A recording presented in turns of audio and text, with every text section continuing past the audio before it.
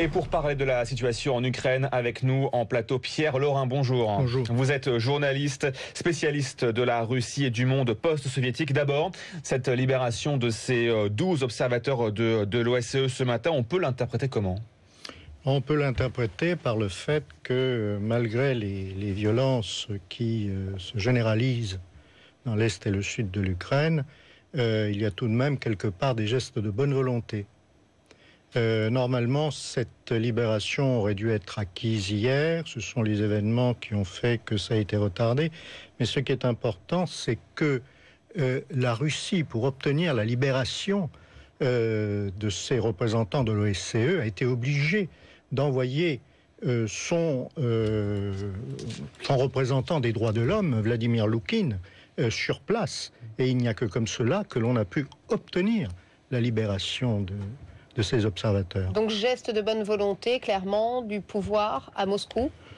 De Moscou, oui, mais ce geste, il était attendu depuis un certain temps, il était en route. Mais geste également de bonne volonté de la part des pro-russes, ce qu'on appelle pro-russes, ce que les Russes, eux, appellent les partisans du fédéralisme ukrainien, donc les fédéralistes, qui, visiblement, essayent de faire baisser un peu la tension.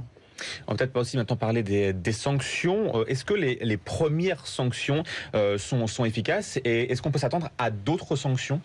Les sanctions ne sont pas du tout efficaces pour la simple raison que elles sont complètement aléatoires. Elles ne visent pas réellement ce qui peut influencer le gouvernement russe à faire quoi d'ailleurs ? Qu'est-ce qu'on demande au gouvernement russe ? D'arrêter de soutenir les pro-russes en Ukraine ? Mais les pro-russes n'ont pas besoin du soutien de la Russie. Ils représentent à peu près la moitié de la population. Justement, Donc, Pierre Laurin, oui. le porte-parole du Kremlin qui s'exprimait ce matin a cette phrase assez importante. La Russie a perdu son influence sur les russophones armés d'Ukraine. Ça veut dire quoi concrètement ? Moscou n'a plus du tout le contrôle sur les Russes en Ukraine ?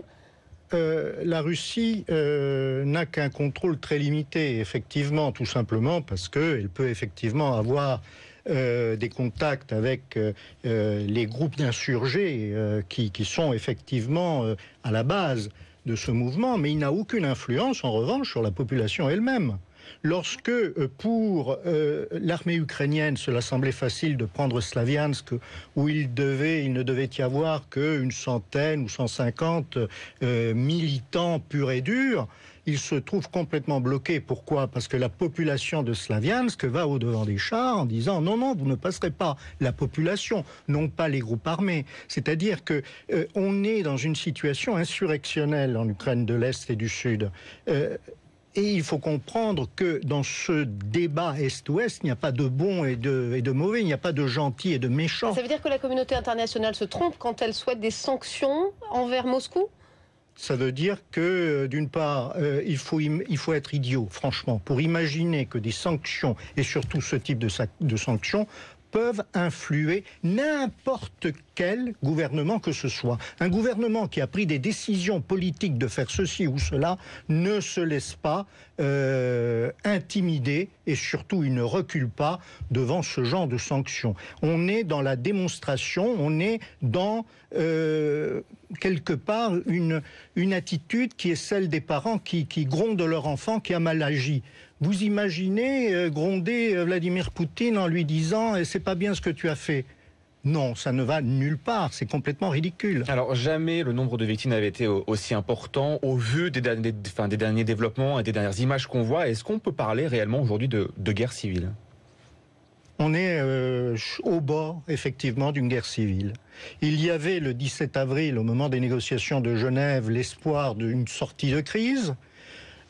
Pour des raisons diverses, les Occidentaux, c'est-à-dire l'Union européenne et les États-Unis, ont considéré que la situation du gouvernement de Kiev et les attitudes du gouvernement de Kiev devaient continuer de la même manière et que seuls ce qu'on appelle les pro-russes devaient désarmer. Simplement, il était prévu que l'offensive du gouvernement de Kiev s'arrête. Ça n'a pas été le cas et c'est moins le cas aujourd'hui que le 17 avril. Donc, quelque part, on est dans dans l'impossibilité de prévoir aujourd'hui ce qui va se passer demain. On peut atteindre la guerre civile comme les choses peuvent reprendre un cours à peu près normal. Avec ce scrutin qui doit avoir lieu, on le rappelle, le 25 mai en Ukraine. Merci Pierre Laurin de toutes ces explications. Restez avec nous.